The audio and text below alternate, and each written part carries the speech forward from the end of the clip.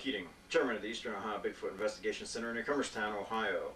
The film you're about to view, Ohio's Abominable Snowman, was taken in October of 1997. Considerable assistance with the filming was greatly donated to us by John Horrigan of the Bay State Bigfoot Society, and several others which are too numerous to mention at this time. What you'll see in this film are two pieces of videotape. One shot on August 2, 1992, the famous light-colored individual walking down a country road, and another shot on April 8th of 1995. That was shot by a lake which is now known as Piney Lake. You'll also see some footage of Piney Lake itself, shot this month, October of 1997, and you'll see footage of the now famous Sasquatch Lake, which was also shot in October of 1997. You'll also be hearing two pieces of audio tape, one taken in April of 97 and the other in May of 97. You'll also hear riveting accounts, eyewitness and ear-witness accounts from several people who have encountered things in the wilds of Keating County, Ohio. It's up to you, the viewer, to decide whether or not Ohio does have a so-called, quote-unquote, abominable snowman.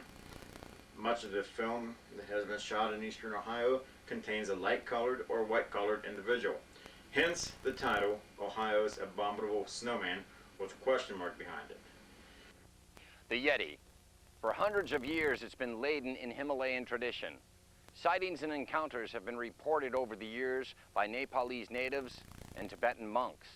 Even some of Britain's most famous mountain explorers like Eric Shipton, Lord John Hunt, and Sir Edmund Hillary have reported encounters or tracks. The Abominable Snowman. In Ohio? Impossible. This is just flat rural area with rivers and farmland. Wrong.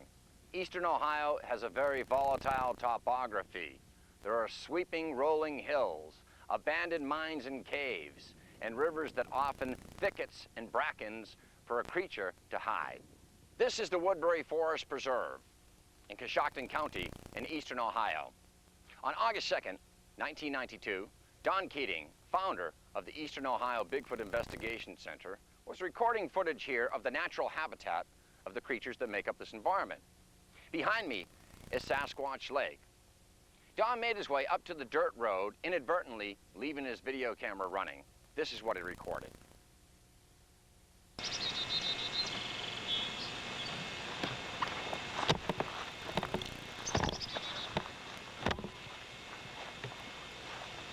A reenactment of the events that took place on August 2nd, 1992 or so. I was out here trying to get video footage of the lake to show the natural resources that were available when I walked up near this road and stopped for a second with my camcorder facing the road. After I decided on what angle I was going to shoot, I walked back towards Sasquatch Lake and got the videotape that I wanted.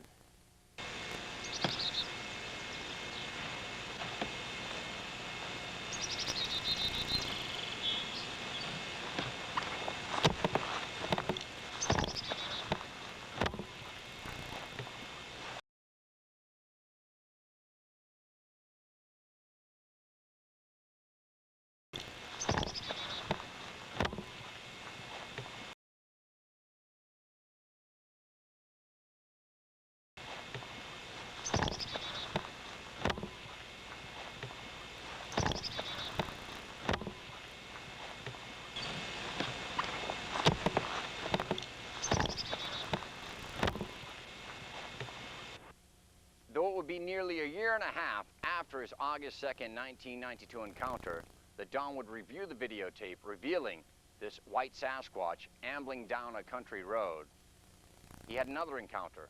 This one took place on April 8th, 1995. While out investigating the habitat of this lake, Piney Lake, with 7 other Bigfoot researchers, Don inadvertently caught the reflection of a white Sasquatch as it traversed around the perimeter of a lake. Plain dead. Yeah. Once it's dead, it'd be pretty easy to break. Yeah. That other, though, that's pretty weird.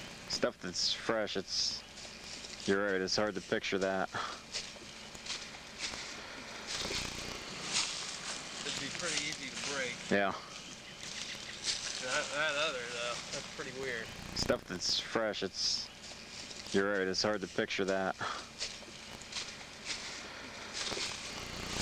That other, though, that's pretty weird. Stuff that's fresh, you're right, it's hard to picture that.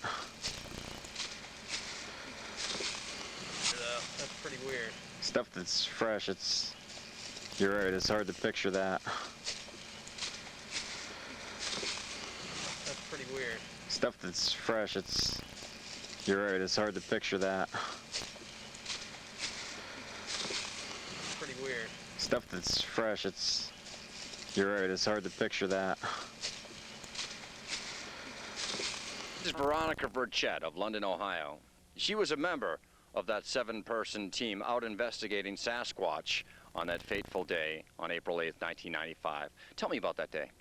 Well, we were here looking for signs of Sasquatch, walking around the lake. It was a nice, bright, sunny day, and I was looking across the lake this way, and all I seen was the trees and the water. And when we got home, Peggy and I were looking at the tape at her house, and there was Bigfoot right across the lake walking. You heard no anomalous sounds, no crunch of footfall, nothing that would indicate that there was a creature present in the territory that you were examining?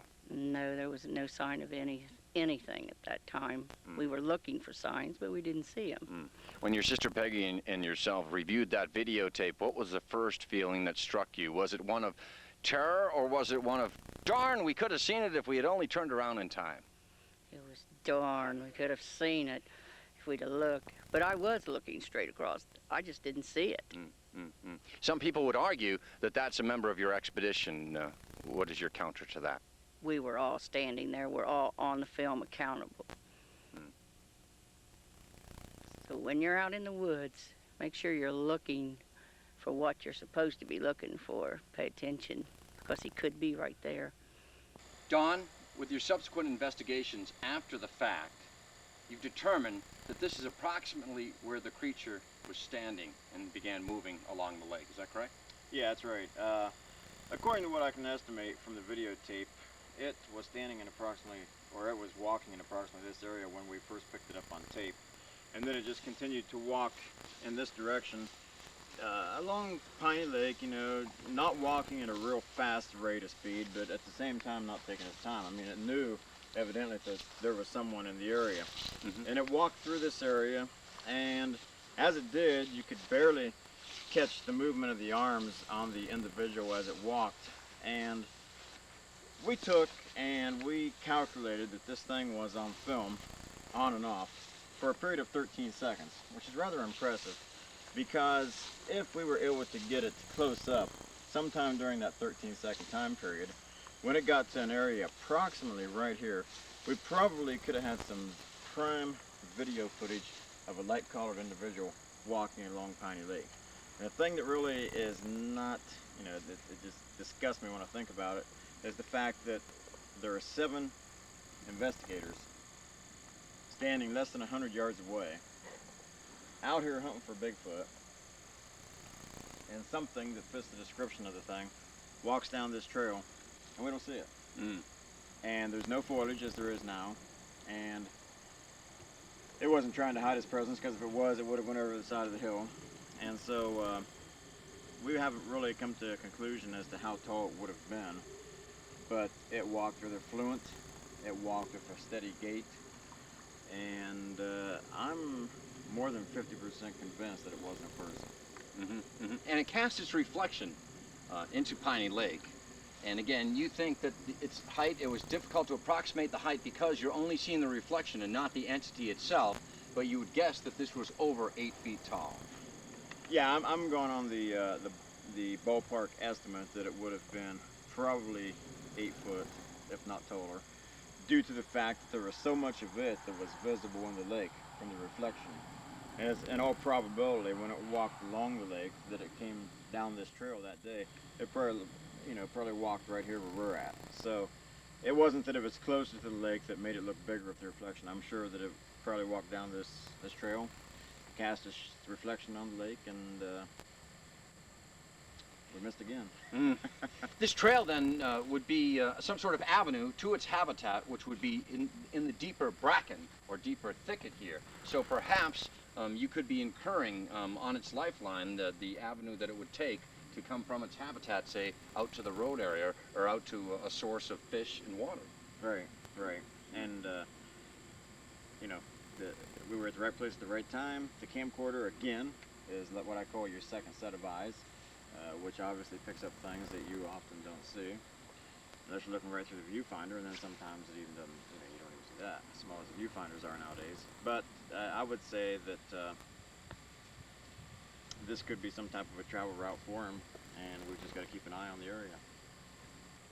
Don, people will ask, why this area of eastern Ohio? Why do you think the creature dwells in this habitat? Well, you've got prime terrain, in my opinion. You have hundreds, if not thousands, of acres of woodlands that are very rarely touched by human feet, unless it's hunting season of one sort or another. You have dozens or scores of old mining outcroppings that are allegedly closed in by the mine companies. We're not quite sure that they all are or not. We think that maybe there might be a few of them that are open, and periodically when the weather gets extremely bad, they may take habitat in there 1 or 2 times a year. You have all the natural resources that are available. This area is littered with, within a 3-mile area down this gravel road here, I can take you to half a dozen lakes. And those are lakes that very few people see, unless they want to walk that distance and go fishing, or turkey hunting, or deer hunting, or whatever the case may be. And the farmlands, there are a lot of farmlands around here during harvest season. The corn, anything else, soybeans are available if the thing might get hungry for that type of food. The natural resources are plentiful. Coshocton County, Ohio only has 55,000 people. It's a large county, probably very close in square mileage as far as the coverage is concerned, as is Tuscarawas and Guernsey counties. So I have no problem believing that they're here. I mean, I can take you to places within a half mile of here, and if you don't know where you're going, it'd take you an hour or 2 to get back to the car. Despite an abundant food supply and privacy, which this habitat would lend, there are some people that would accuse you of hoaxing this footage. Now, subsequent experiments have shown that in the first footage that we showed of August 2nd, 1992, up on the road, if that were a white jogger or a jogger in a white tracksuit, as some people have tried to claim, that person would have to have the height of Shaquille O'Neal and the hurdling ability of Edwin Moses. Why that person isn't in the NBA or NFL, I don't know. And secondly, for 7 people to be included along with yourself in the second footage of April 8th, 1995, and all 7 swear and tell the same story, this does not lend credence to the possibility of a hoax. No, it doesn't. And I can assure you that if I were to hoax something, I, in all likelihood, would make it a lot better than what we got. Very good point. And finally, you don't consider these 2 pieces of footage as sightings because you didn't actually physically see them with your own eyes. They were located on videotape well after the fact.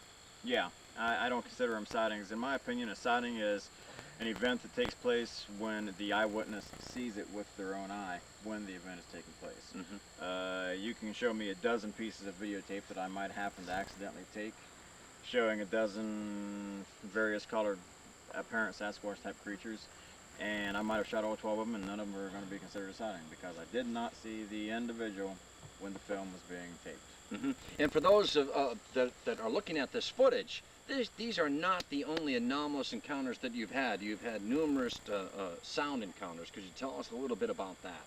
Yeah, some of the sounds that we recorded, one in particular was recorded on the night of the April 1997 meeting, and another was recorded on the night of the May 1997 meeting. And first of all, you might think it's kind of ironic. The night of the May meeting, April meeting, was there something set up for something to be taking place that night? No. We did what we traditionally do. Let's go out to the spot where activity is taking place. We sit out there for an hour, hour and a half, 2 hours. If nothing out of the ordinary takes place, we go home, call it an evening. It just so happens that possibly that time period is an active time period.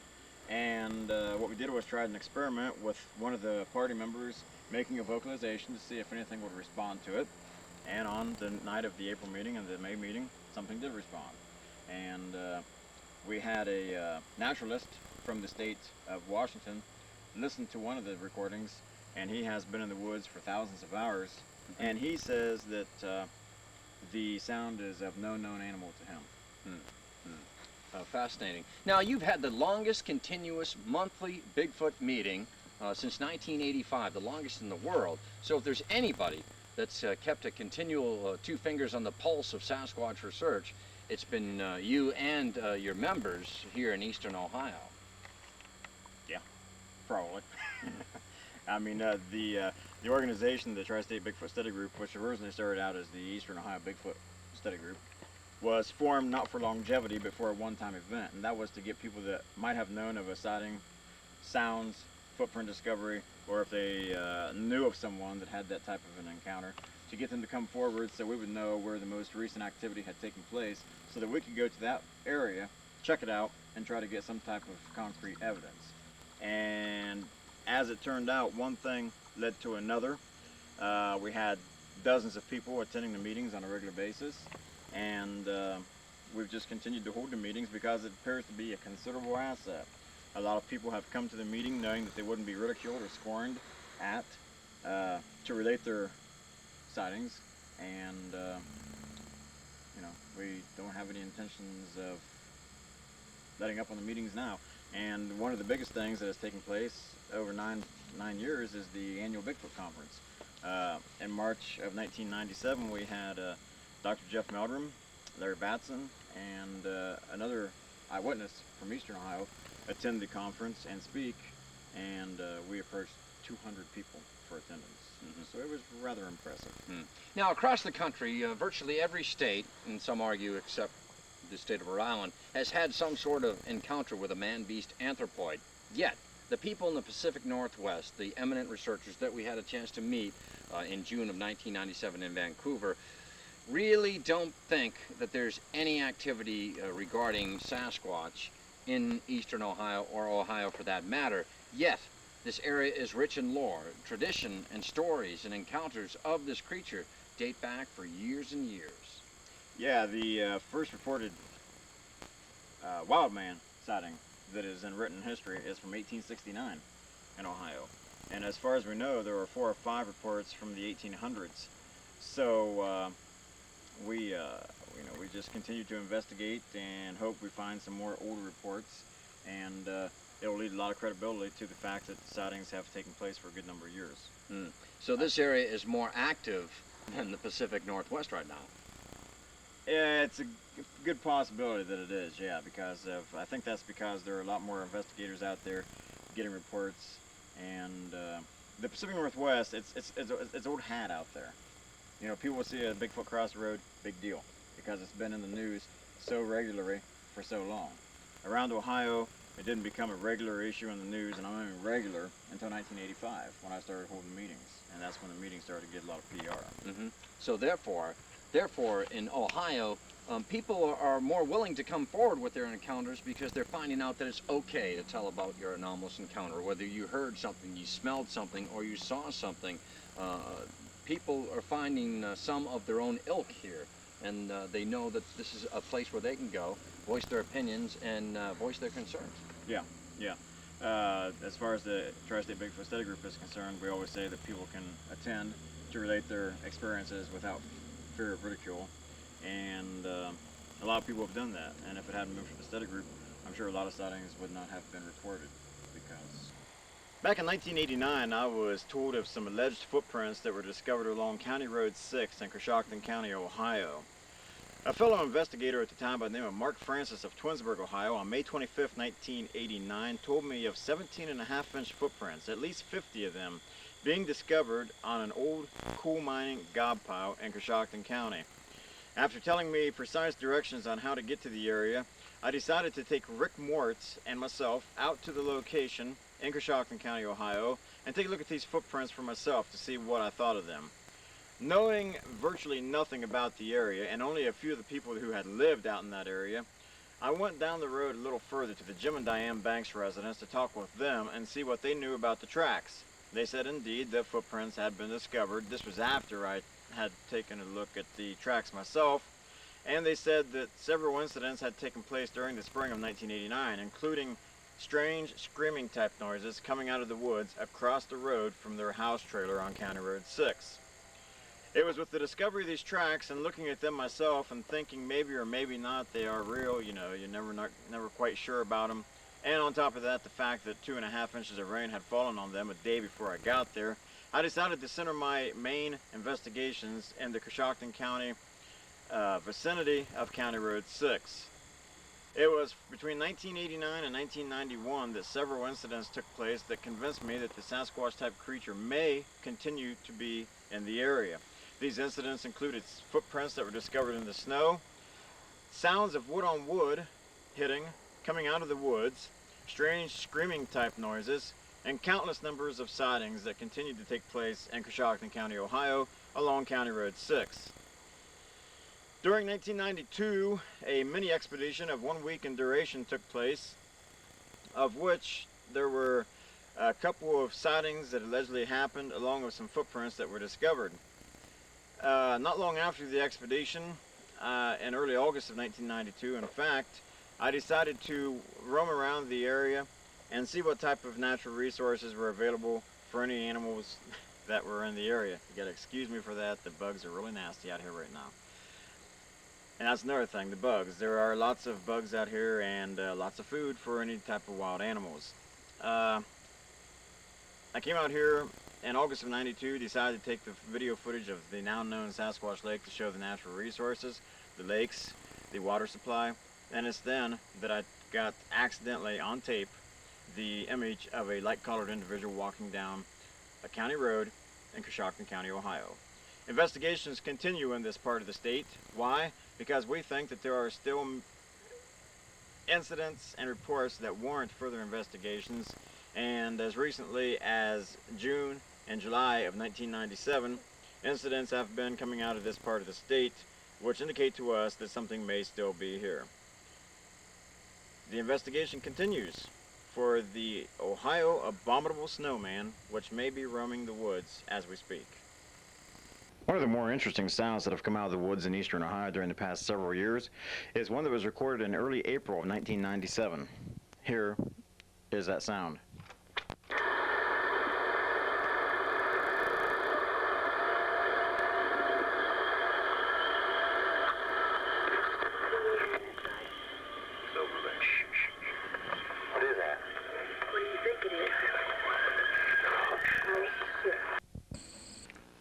Many people outside of the Midwestern United States, in particular Ohio, don't think that there is enough habitat suitable for a large creature such as a bear or even a Sasquatch to exist.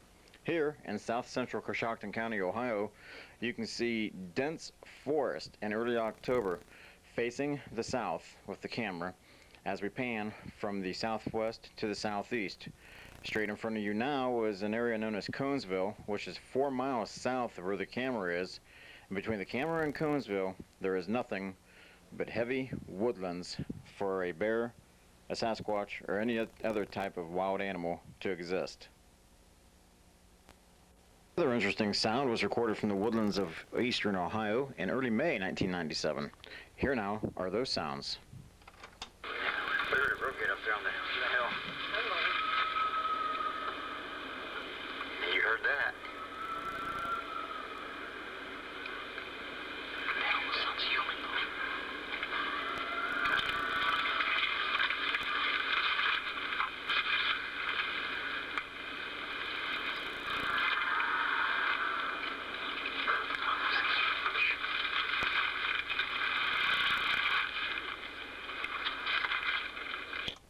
One thing you must remember about sounds, you can't identify positively what made the sound unless you see the animal open its mouth. Some people may say, if you want to prove Bigfoot exists, show me some evidence. Well, I have two pieces of physical evidence with me this evening. Both, of course, in the way of plaster casts. This plaster cast was taken in June of 1990, just outside of Newcomerstown, Ohio. It measures 15 inches long, 6.5 inches across the ball of the foot, and 4 inches across the heel of the foot. Though this track is very similar in characteristic with some of the tracks found in the Pacific Northwest that are believed to be fake, there were a series of 5 of these prints. They were found in June of 1990 near Newcomerstown, and they were believed to be authentic because of the different toe positioning on these tracks as they appeared in the ground. Another plaster cast that has been taken from the woods of eastern Ohio near Newcomerstown is this one. There were a series of 5 footprints discovered on January 30th of 1991. These footprints measured 17.5 inches long, 10 inches across the ball of the foot, and 6 inches across the heel of the foot. If you can see dimensionally here, it is not a totally flat foot. There appears a ridge on what would be the outside of the foot, and there appears to be a void in the flexibility on the inside of the foot. Again, there were 5 of these discovered 5 feet apart from each other. This was on January 31st of 1991, just outside of Newcomerstown. These 2 plaster casts, I believe firmly, are 2 very firm pieces of physical evidence that point to the likely existence of a Sasquatch in eastern Ohio. If not today, at least a few years ago. In the spring of 1997, Peggy Tillman of London, Ohio, and Richard Myers of Newcomerstown, Ohio, had a terrifying experience. Peggy, could you tell us a little bit about what happened that night? Yes, Don Keating and Veronica Burchett and Richard Myers and I came out to the site, what we call the Bigfoot site. And Don had us, Richard and I, to go on down to the lake and just see what we could hear. And he said, well, we'll have these walkie-talkies, and if anything goes wrong, you just let us know, because we can hear what's going on. So Richard and I have been standing there maybe 15 minutes, and I heard something like slithering down into the water. And I said, Richard, did you hear that? And he said, what? And I said, something big slithered down into the water. And he said, maybe it was a snake. I said, no way. I said, this thing was big. And then we started talking about the Bigfoot, you know, how come they're over on this side or that side, and why they come this way. And Richard said, well, he says, he started to talk, and then all of a sudden, wham, there went one of the big boulders. And he said, did you hear that? I said, yes, I did. I said, that wasn't no little rock either. And I said, and it wasn't very far from us. And Don and Veronica heard us talking, and Don says, hey, you get your, you know what, back here right now. Says, that's nothing to mess with. And so, and of course, it was pitch black, and we could just see by the light of the moon. And so we started walking back toward the road, and by the time we left here and got to the road, there had been like 3 other smaller rocks thrown at us. But I think if the Bigfoot wanted to hit us, he sure could have, but he didn't. I think he just wanted us out his territory. Yeah, I think it was a warning sign. When the first time, you know, the first time the rock hit the water, it was, whatever it was huge. Second time, it hit one of these little trees, saplings there, right near my ear, and I just hit the branch, the limb, and the leaves as it hit the ground. Then as we exited the area after he told us to get out, Don told us to leave, there was some other projectile rock being thrown at us as we walked and exited the area. It hit a cement abutment down here for the old mining equipment they had down here a long time ago. It hit that as we walked by it, and as we was coming up. And whatever it was just warning us to get out of here. Didn't want us in here. That's what I think. I agree. Didn't want to hurt us in any way. Just put me in mind of that one Unsolved Mysteries documentary with that Skip Farron, or whatever his name was.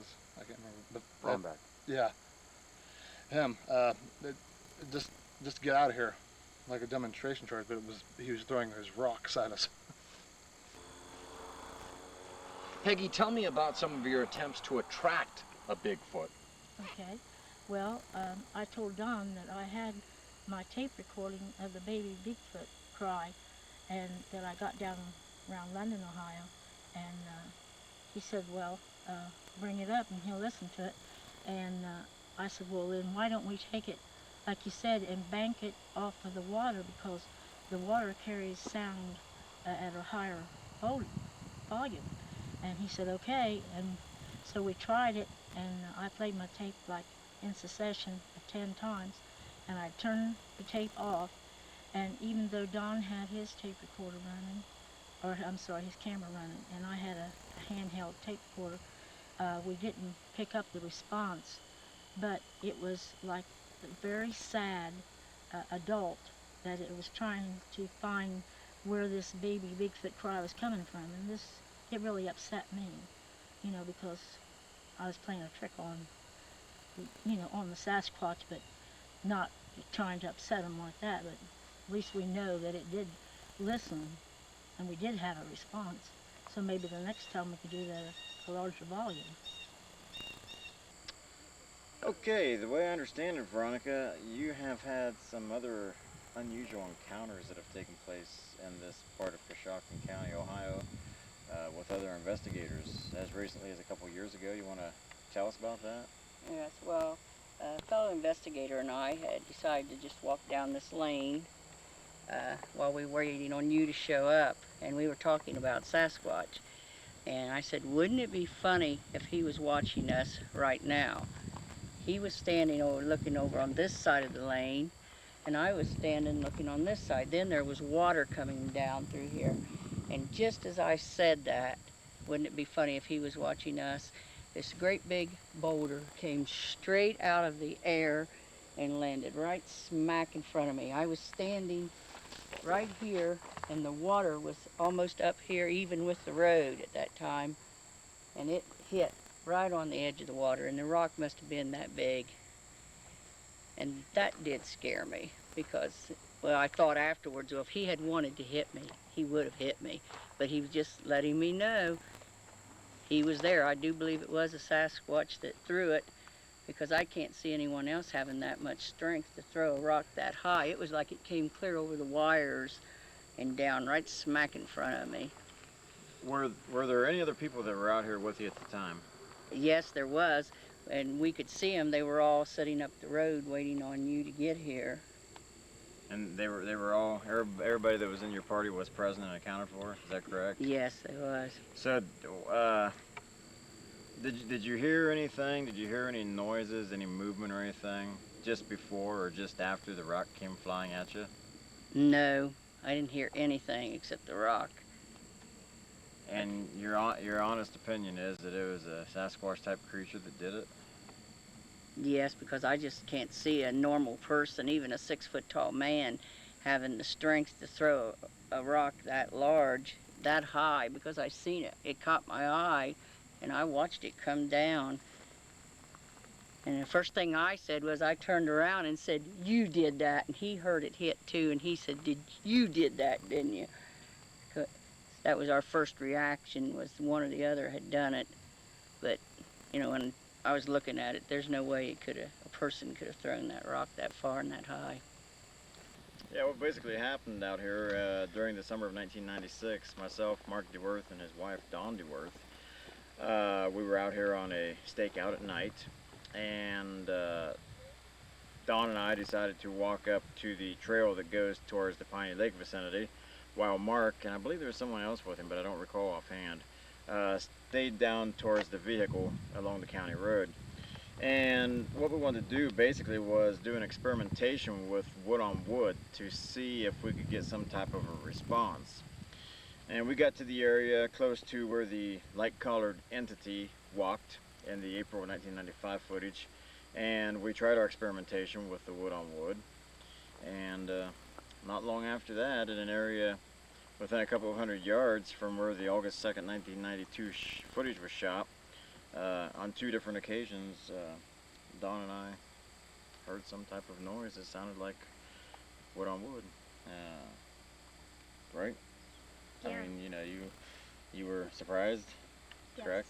Yes. And didn't really expect any type of response, I presume. Yes. And your immediate response was, let's get the heck out of here.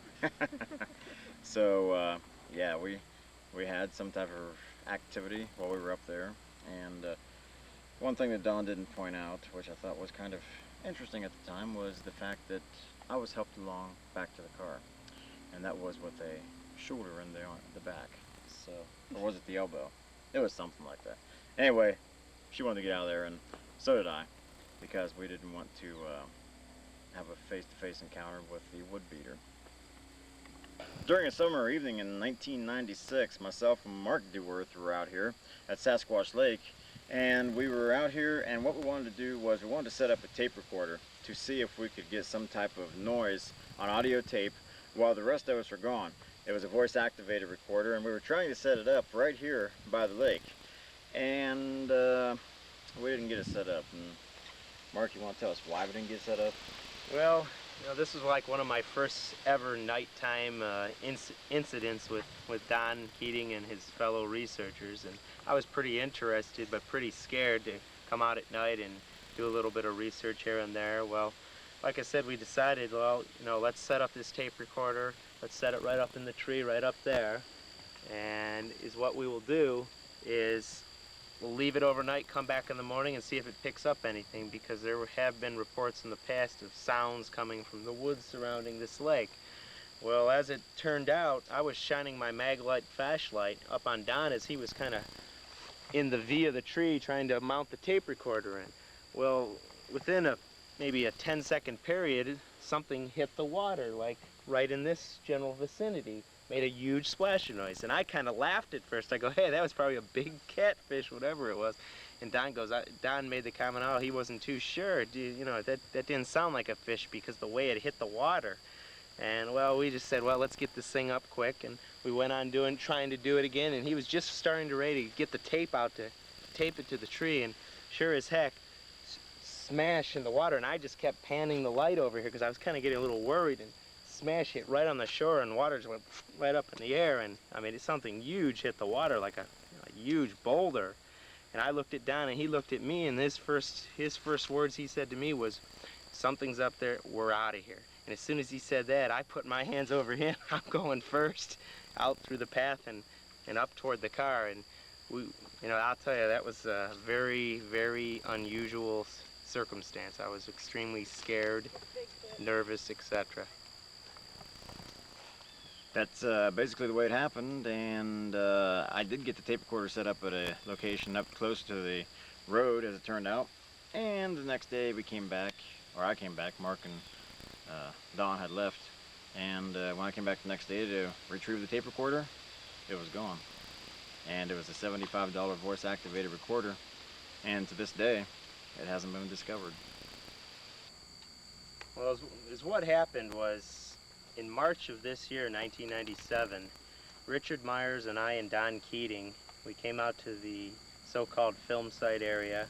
We just had purchased Motorola two-way walkie-talkies, so we decided, well, let's start splitting up in pairs. We can cover more ground at night and have one person on one side of a lake and the other on the other side, and it makes a lot of sense. Well, anyways, getting to the incident that happened, Richard Myers and I were standing right here by this gate as Don Keating made his way down toward to the beginning of Sasquatch Lake. Well, as Richard and I were standing here with my Jeep parked over in this direction, we heard some movement in the tree line over there, and it was, you know, we didn't think much of it other than maybe deer or something like that, and then all of a sudden we just heard like this. Like that. And him and I looked at each other, and I go, in a kind of, as he told me, a terrified voice, Richard, is that what I, and he's like, I don't know, and Don was making his way down, and I just said, you better call Don and get him up here. Well, before Don could get up here, it went again, and it was coming. I couldn't have been more than maybe 100 feet away in this direction, right in these thick groves of pines. If you go into there, it goes up. There's lush underground inside the pines and all different types of deciduous trees, etc. And we finally got Don on the radio, said, Don, there's something's beating its chest at us. You better get up here. he made his way up here. He got to the base of the fence, and just as he went to cross the fence, it went 3 distinct hard hits. And Don heard it clear as day, and he looked at us, we looked at him, and we were decided, well, maybe we'll just wait around here for a bit, etc., see if anything else happened. Well, me being inexperienced, I was so terrified. I told Richard, Richard, I gotta go into the Jeep. I gotta sit down. I couldn't stand. I mean, he said I was about to fall over. I was holding on. That's how scared I was. Well, before that could happen, within maybe a 5-minute period, Don was gonna start making his way down to the road down there. Well, we heard wood on wood from down there, and I'm not kidding you, John. It was like, it sounded like I mean, like whack, whack, whack, whack, whack, whack, whack. I mean, it was coming from that direction. We just looked at each other. Is that what we think it is? And we just finally said, you know, let's get out of here. Something was up that night. And, you know, I don't know. I mean, Richard could probably throw in some different details, but... Can you corroborate that, Richard? Yeah, I agree. The noise, like you said, the wood on wood that we heard down here was, I mean, it went berserk, whatever it was. It was just getting excited, and we got excited. What I was going to say was earlier that evening, we went down to another lake, which is about another 4 miles up the road here, called Butterfly Lake. And there's been a lot of activity up there, even a sighting or two.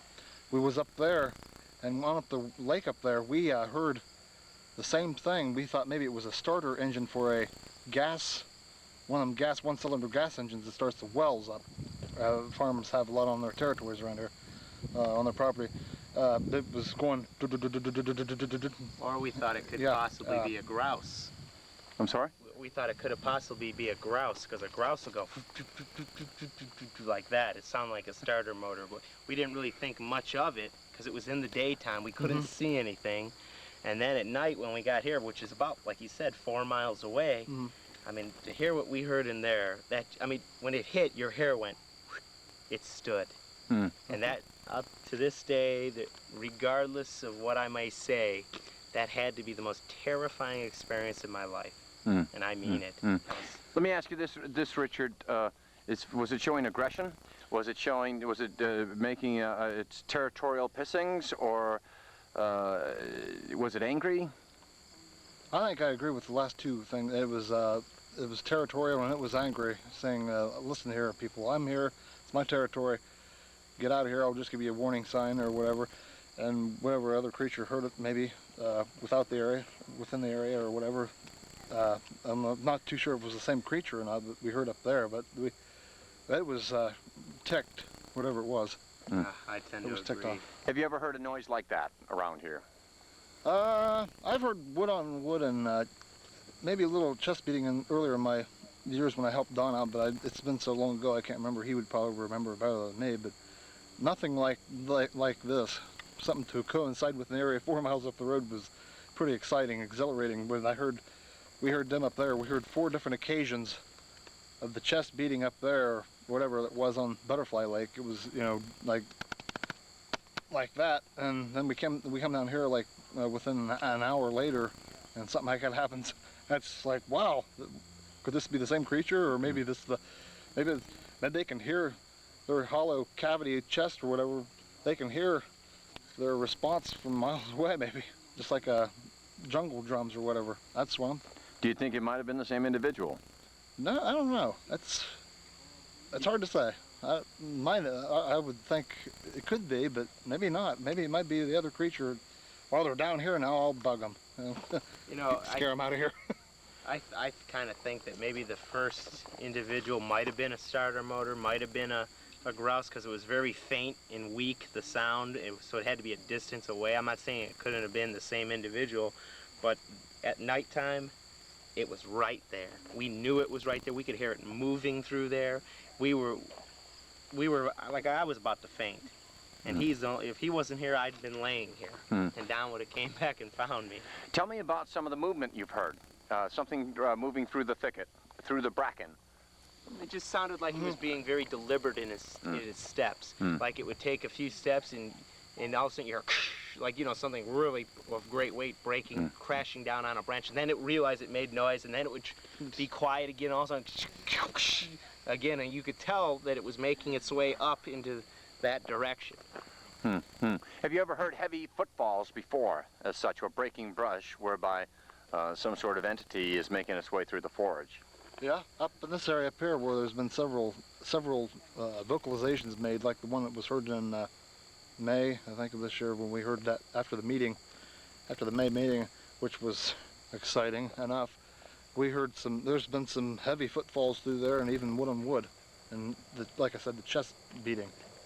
There've been, in other areas I've heard heavy footsteps, not just in this area, but other fields research out there where I've helped on, where there's been many heavy footfalls just down this road on County Road 6.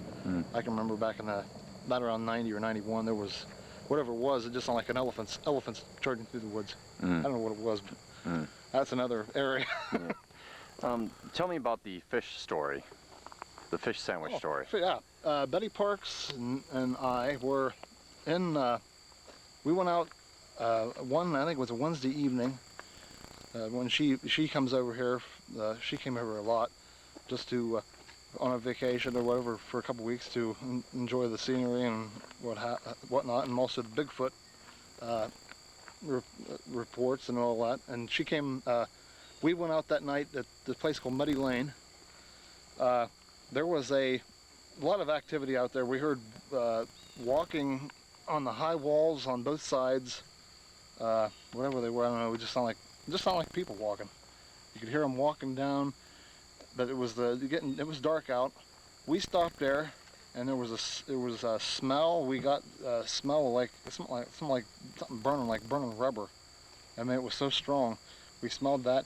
We also heard something that was an ungodly noise that we heard on the water.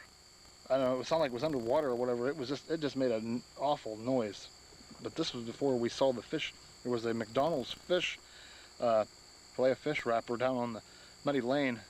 And Betty, make a long story short, she took a picture in this vicinity where we heard it's like a little, something walking like a small animal.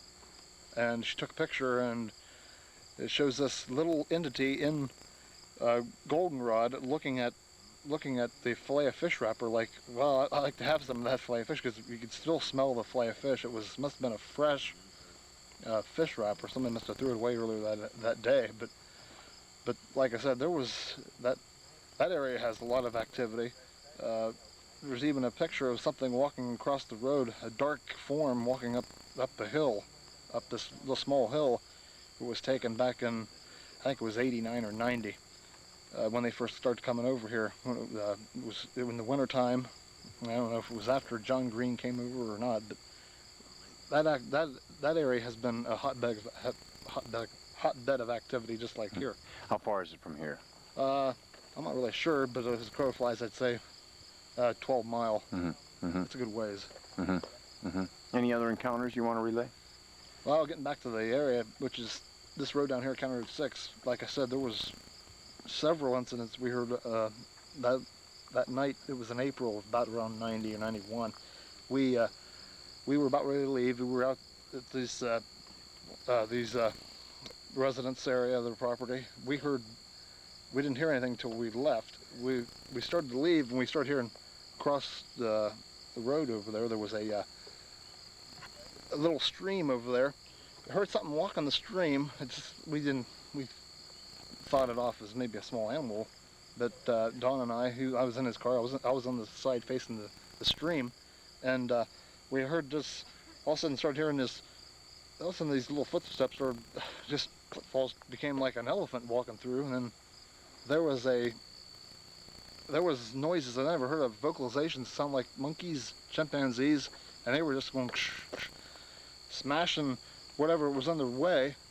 We didn't go over. I wish we would have been able to go over and check, but it's just too doggone thick over there, and you got a stream to go across. It gets pretty deep at times, and the people, they were getting kind of terrified. We heard on this side of the residence, we heard behind their house, we heard I don't know what it sounded like, a vocalization, just like a monkey, and you could hear them walking down. We thought, oh, we're going to get surrounded here. So. That right there was one of the highlights. I thought was something that, like I said, we was out here for 2 hours that night. there's residents down the road here. We were like a couple hours, it was dead.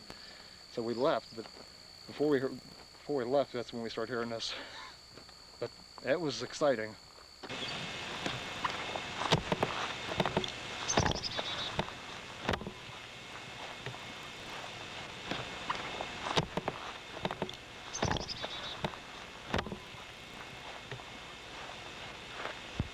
Because of ice secretion or heavy snow at one time. They're just plain dead. Yeah. Once it's dead, it'd be pretty easy to break. Yeah. That other, though, that's pretty weird. Stuff that's fresh, you're right, it's hard to picture that. Dead, it'd be pretty easy to break. Yeah. That other, though, that's pretty weird. Stuff that's fresh, you're right, it's hard to picture that. So what's going on in this part of Woodbury Forest Preserve in Coshocton County in eastern Ohio? You've seen the footage, you've heard the stories about chest beatings, rock throwing, something slipping into the water, and sounds. We're not trying to sell you of the idea of an abominable snowman in eastern Ohio. That's for you to decide. But you must weigh the evidence. Why would these people come forward with stories as such? Are they liars? Their sincerity would supersede that. Something very odd is going on in this little portion between these two lakes, Sasquatch Lake and Piney Lake. Your decision. From eastern Ohio, I'm John Horrigan. Thanks for watching. And remember, next time you're out in the woods on a deep, dark forest, he's out there.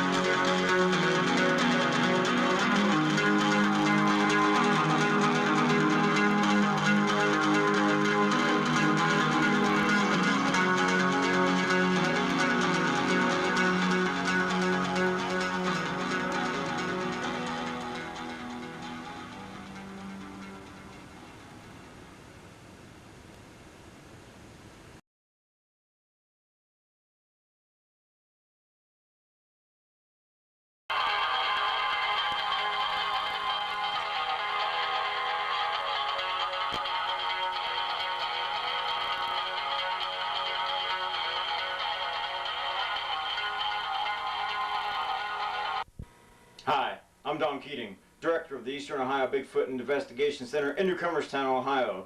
The video you are about to view, Sasquatch, The Evidence Mounts, is produced in October of 1998 to show you, the viewer, that evidence continues to come forward from the Eastern Ohio forest that may prove that the legendary beast known as Bigfoot, better known as Sasquatch, roams the Ohio woodlands today. Just 3 days before this piece right here was filmed, a call came into the Eastern Ohio Bigfoot Investigation Center. On that call was a 12-year-old's startled voice who told me about a sighting of which he had just encountered 1 hour and 20 minutes prior. Take a listen to that audio recording now. I'm out in the woods. I was hunting squirrels, and I seen a couple. Then after that, I waited about 15 minutes, and I seen a rabbit run out of there.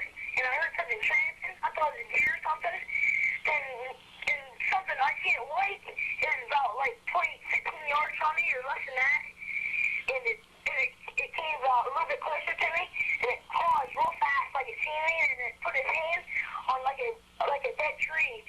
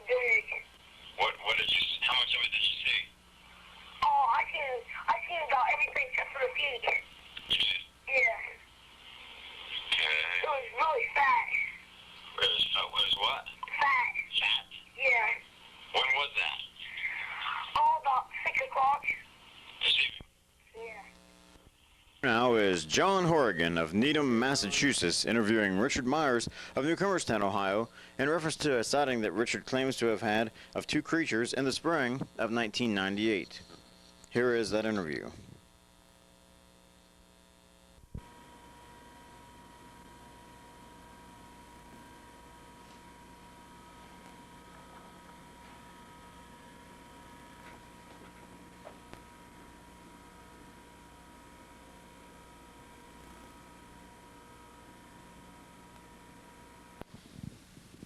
On May 18, 1998, Richard Myers of Newcomerstown, Ohio, was traveling down this rural country road. Suddenly, something caught his attention off to the left.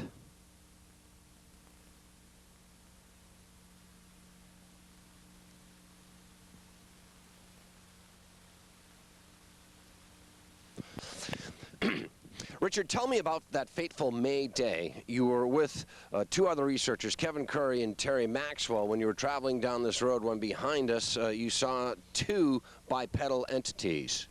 Yeah, when I drove past by, it caught my attention right away. When I went over here, stopped, immediately got out of my car, changed my boots because I had my tennis shoes on. It was a muddy day.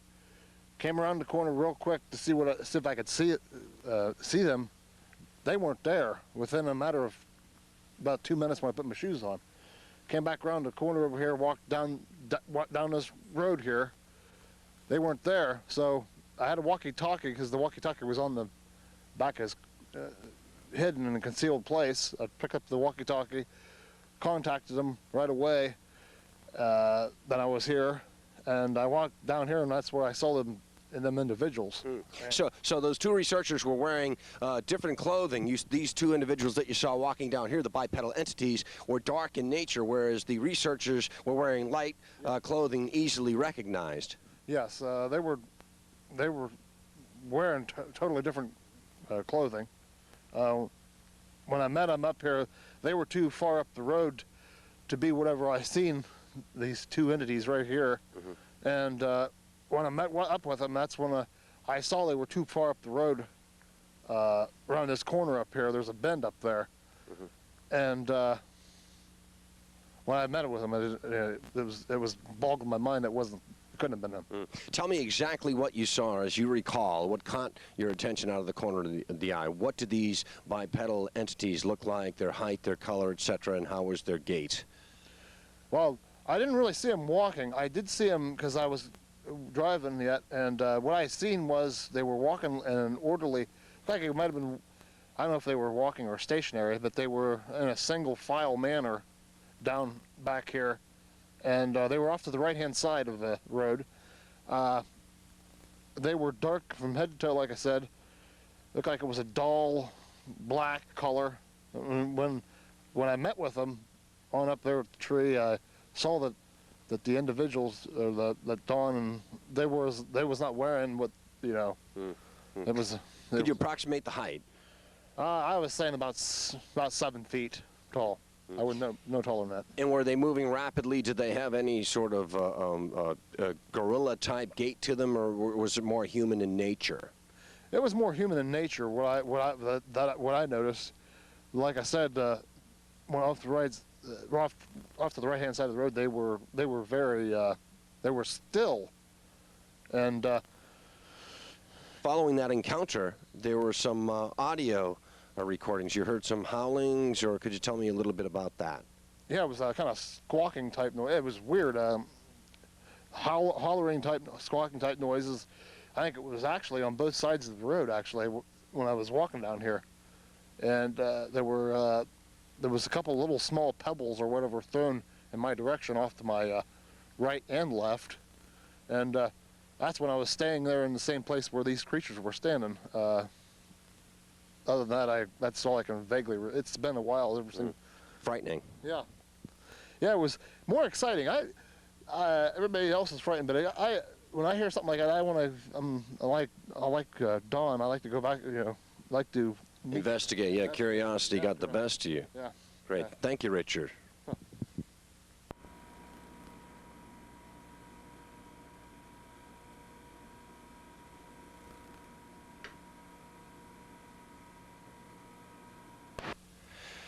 Don, on 2 separate occasions, you inadvertently taped some sort of white bipedal entity. Unbeknownst to you, you discovered it when reviewing the videotapes at a later time. You were in this area on September 24th, late afternoon, 1995. Can you tell us what happened and what you eventually saw? Yeah, what I was doing was I came down here, down the road, the country road, and I saw a nice shot that I liked, that I wanted to get with the video camera and the still camera. So I stopped, I pulled off the side of the road, I got out of the car, took the camcorder, and started shooting some footage. You know, nice scenery, nice sunshine. I get to a point where I thought, let's test this thing and see how well the zoom works on it. And when I did, I saw a high wall off in the distance, and I thought, let's try it. So I zoomed in on the high wall, and as soon as my zoom was done, I noticed in the middle of the high wall an individual that was up there near the edge of the high wall, and it appeared to be walking around various parts at the edge and possibly taking rocks and stacking them. I'm not quite sure what it was. At that time on the videotape, I made the comment to the effect, well, it's a long ways off, it's about a mile away. I later checked the topographical map and discovered the distance from where we're at now to where the high wall was 1.6 miles. So whatever it was that was up on that high wall was of tremendous size, because I was even able to see it with the naked eye. I don't have the slightest idea what it could have been. There is the very remote possibility it was a person, but if it was a person, it was all uniform. They had entirely white clothes or very light colored gray clothes on that reflected the sunlight, and they were moving around quite a bit for whatever reason up there, and it was just very interesting. It was I think I got it on tape for like a minute and 15 minutes and 20 seconds, and I was quite impressed with what I was looking at. Unfortunately, it wasn't closer. You know, a mile and 6/10 is several thousand feet, but it looks very impressive even on the videotape from that distance zoomed in. You're very familiar with this territory, the Wills Creek Lake region behind us. It's a very remote and inaccessible area, and you haven't quite figured out a way how to get up there, have you? No, not really. I mean, I know of a very indirect way, which would take a couple of hours to walk that route. And one day, whenever I have the manpower and we have the time, we will get up to that high wall. But a direct shot for the city person to walk, no offense to city people, you know, but that... No offense taken. Okay. A direct shot for, you know, someone who just doesn't like to walk a lot or who can't walk a lot, it would be very impossible for me to believe that they were up there that day, late in the afternoon. 5:26 p.m., late September, you're talking an hour and a half before sunset. They would have to leave almost immediately after I videotaped them, whoever or whatever it was, to get back to their cars on the road so that they didn't get caught in the woods in a very dangerous area at night with no way out. And certainly some people may say that this videotape is inconclusive. You're not by any stretch of the imagination trying to reach a conclusion as to what it is, but the question is, whatever it was, what was its agenda up there? There was certainly some activity there, and it certainly appears to be bipedal in nature. Right, yeah. I'm convinced that it's bipedal. I'm convinced that there was something up there. It's obvious. You can see it on the tape. And there is no conclusive answer for it. I don't know that it was a person, but I don't know that it wasn't a person. It could have been anything. I would like to think, of course, as most people would, that it was a Sasquatch. But a mile and 6/10 away, number one, you can't prove it was a Bigfoot. It's too far away to positively identify. And secondly, boy, you would really be cutting your fingers off if you said, yeah, that was a Bigfoot.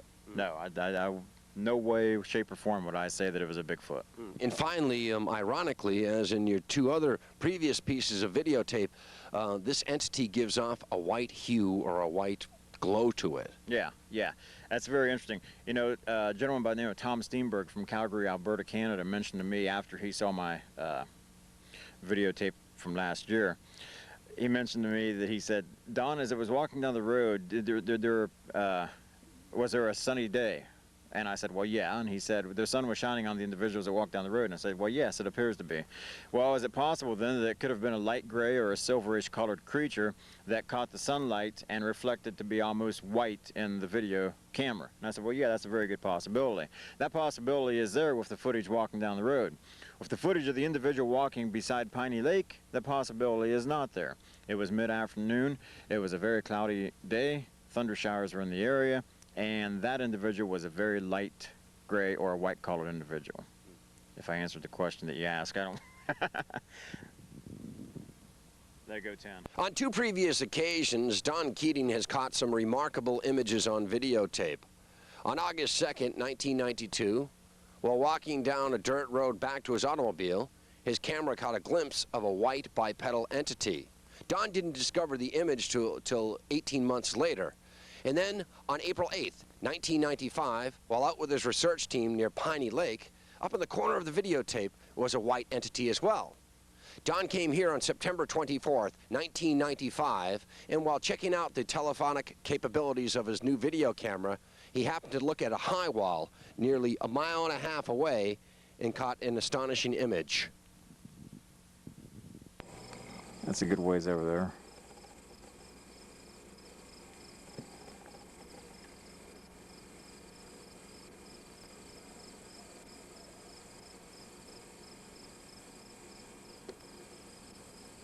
I don't know for sure, but I thought I saw something moving up there.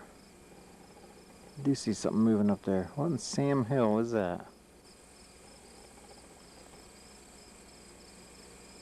I don't believe it. There is something on that hill over there moving. And it is of tremendous size, whatever it is. Can you see it right above my finger?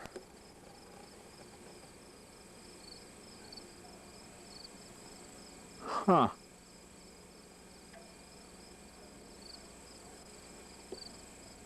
That's incredible.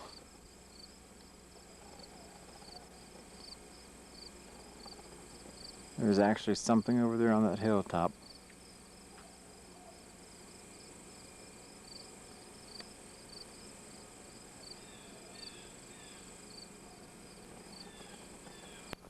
One of the more interesting things in the area that we have run across are sightings by reliable individuals who have no knowledge or no everyday connection with the Tri-State Bigfoot Study Group or the Eastern Ohio Bigfoot Investigation Center in Newcomerstown. I did receive a report of a sighting that took place on July 16th, and I received the report of that sighting the next day, on the 17th of July, 1998. What I did was, after Mark DeWorth and I got home from setting up our cam tracker unit in a remote area of Coshocton County, Ohio, I got home to a message on my answering machine by a Coshocton, Ohio resident who told me that a friend of hers that lived out in Muskingum County, Ohio, which is where I'm at right now, had seen a creature go up the side of a hill within 100 yards of her residence. What happened was the Wills Creek vicinity was under very high water and the road had been blocked. So she normally let her dog go out and play in the water, as was the case on a daily basis when the road was underwater. And this particular day, the dog didn't go all the way to the water. In fact, it got to a point just about where I'm standing on the road and stopped. After it stopped, it stuck its nose up in the air as if it was smelling a scent. The lady, who I will call Jean, got to the area where her dog was located, and looking upon the hillside behind me, up in this area, she spotted a brownish colored creature walking the trail that was heading up into the woodland away from her, off to the left-hand side of your television screens. She mentioned the fact that it wasn't a deer because it was upright on 2 legs. It was a bulky individual from the area that she saw, which was near the knees, all the way to just below the head. She also mentioned the fact that she didn't see it from a front view, but she did see it from the side view, and it was very impressively large and bulky from the view that she got of it from that direction. One of the bad things that you have to consider out here in this area is whenever you're doing research and doing videotaping, you have to remember that this is a wildlife area. And as just was demonstrated, you do have some people that do target shooting. So with that in mind, we'll get out of here before we become the next target.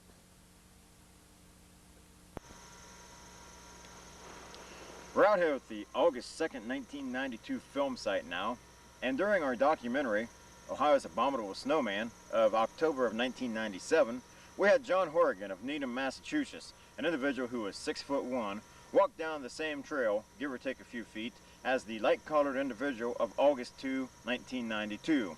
The reason we did this was so we can make a comparison as compared to the height of the individual walking down the road and the known height of John Horrigan walking down the same trail. So what we're going to do now is we're going to tack on the video footage of October of 97 from the film Ohio's Abominable Snowman, and we'll make that comparison to the video footage of the light-colored individual walking down the road of August of 1992. This way you, the viewer, can make your own mind up as to who is bigger. Trying to get video footage of the lake to show the natural resources that were available. When I walked up near this road and stopped for a second with my camcorder facing the road, after I decided on what angle I was going to shoot, I walked back towards Sasquatch Lake and got the videotape that I wanted.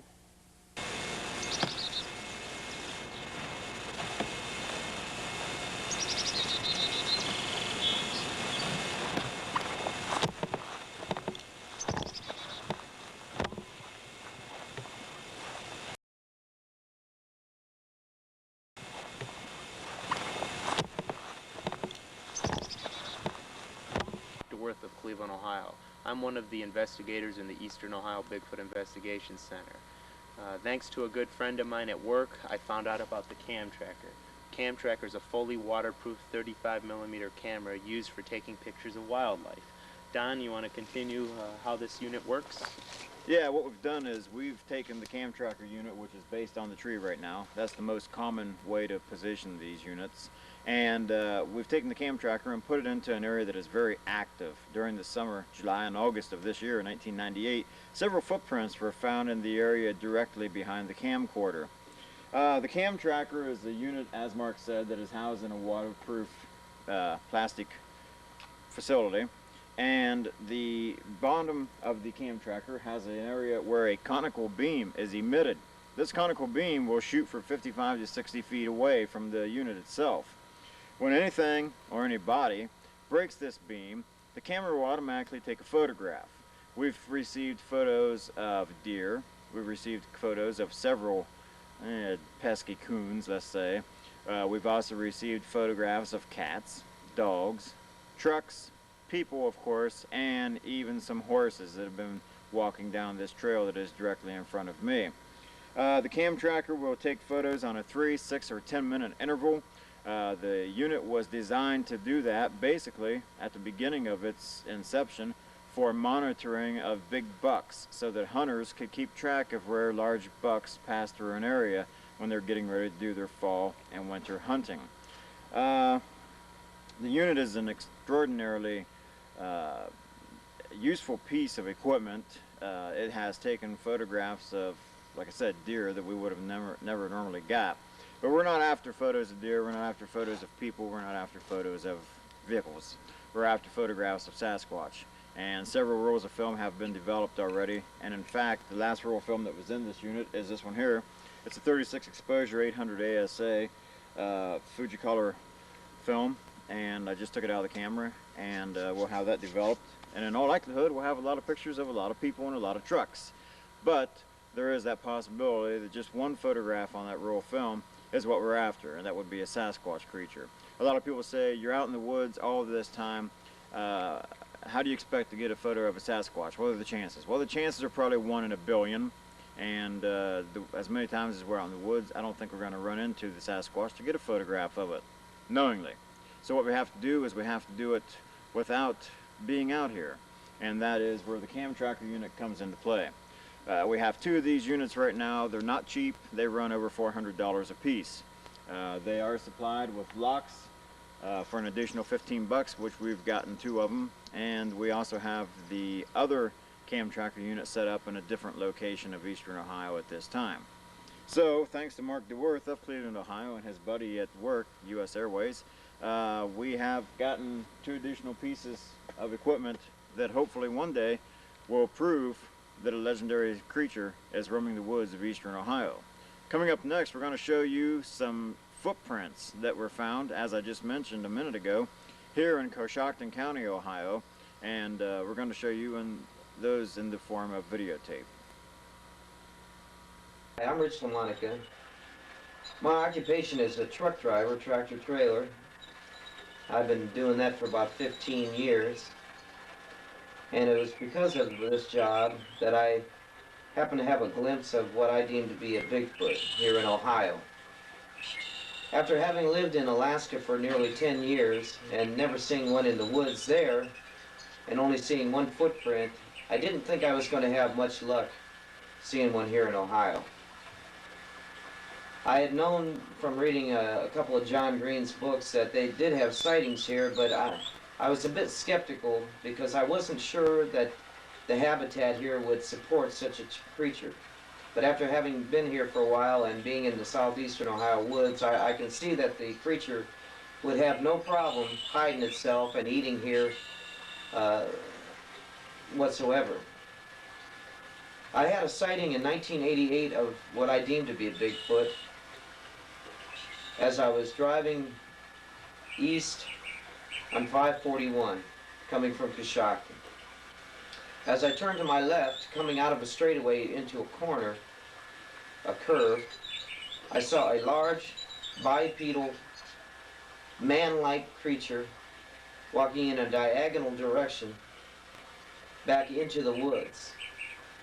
It was a very odd occurrence to me because it was between 4:30 and 5 o'clock in the afternoon, and I couldn't understand why somebody would be going into the woods at that time of evening as it was growing increasingly darker outside. This creature, with a gait that was very fluid, had no problem navigating through the leafless scrub that inhabits the southeastern Ohio part of the country out there. I was very intrigued by this sighting, although by the time I got my truck stopped, it was already gone. It had vanished very rapidly. And it was in 1980.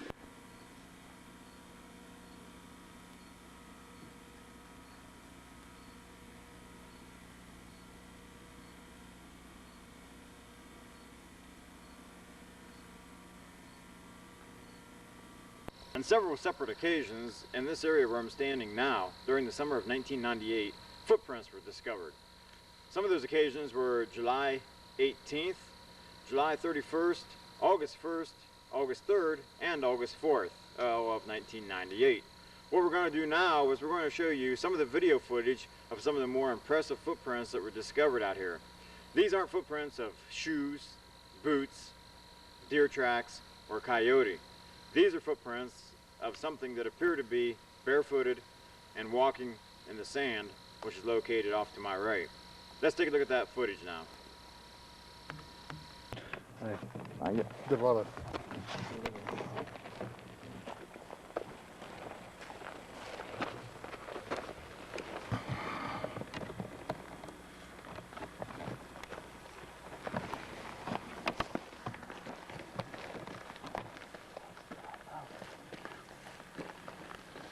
right now.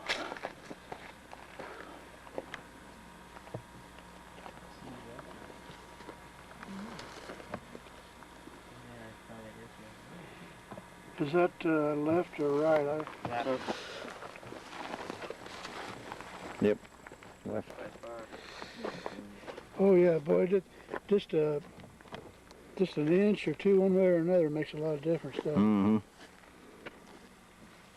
I'll take a picture of that. Now I'm finally Looks see to be it. a 5-toer too. By far, easily a 5-toer. Yeah, one thing I'm learning very quickly is we do not have cooperative soil for this. Unless it's a rainstorm and you happen to come by the next day.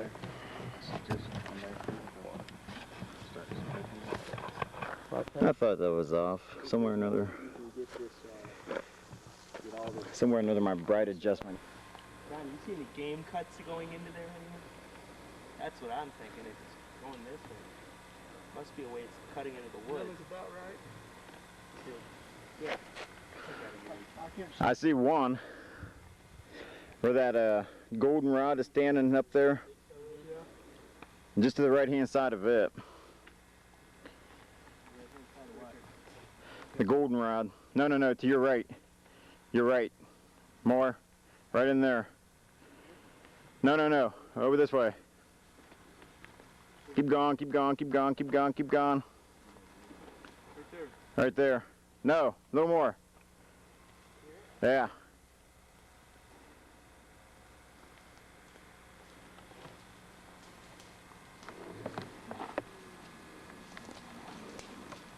That's what you call dedication.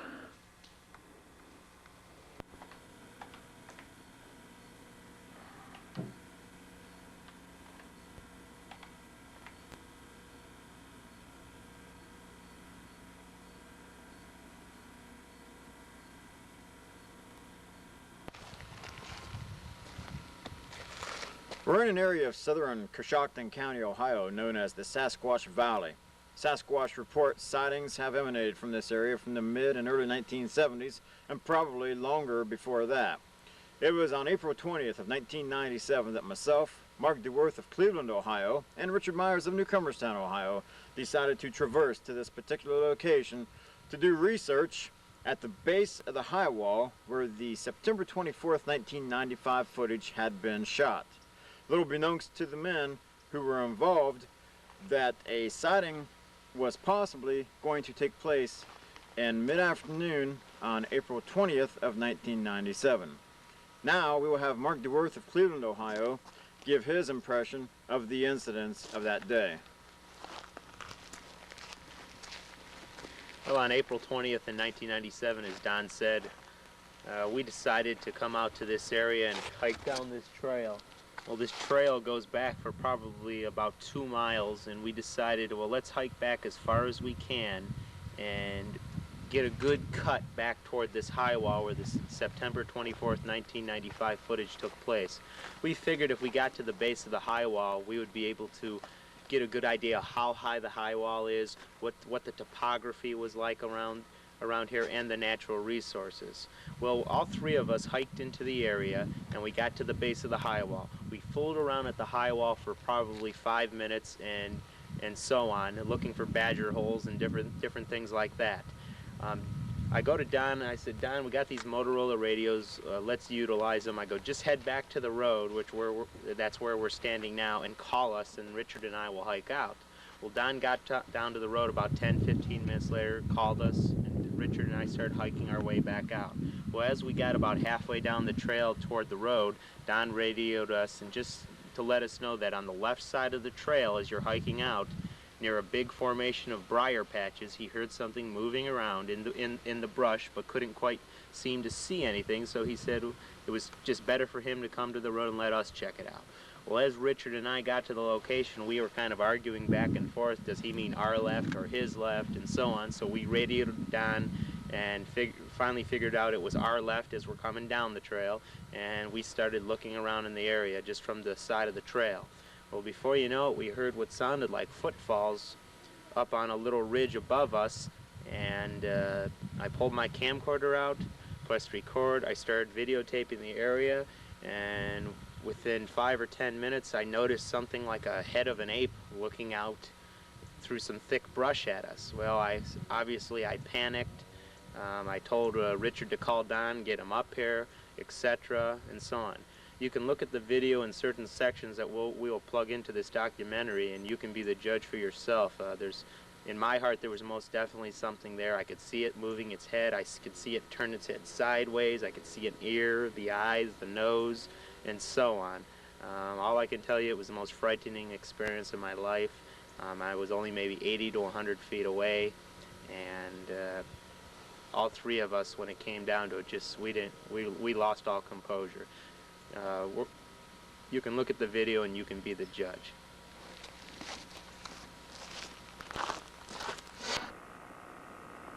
What it looked like to me, What you thought? there's this dark area straight ahead. It's where That's what I'm looking at too. this dark area. It looks like there's something in there. Because I can see how my camcorder, when it's focusing,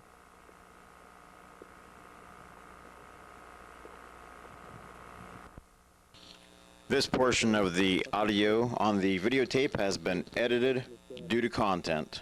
so you can see a nose.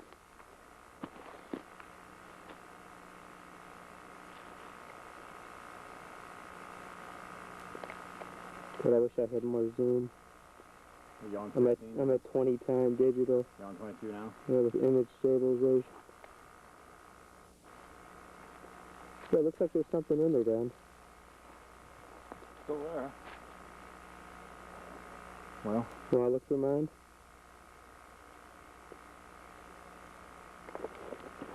yeah, you keep filming where it's at. I'm going to do something kind of stupid. Here, let me get up there where I was filming first.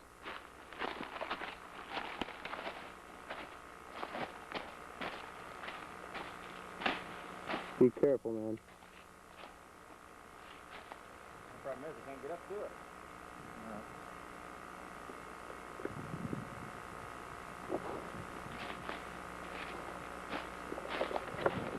The best way to go would be to go straight through this middle.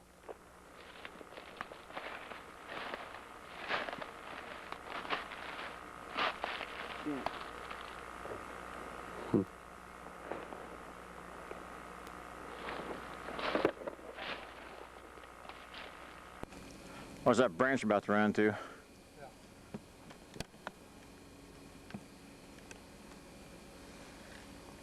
You know how Richard said he could tell I was getting scared?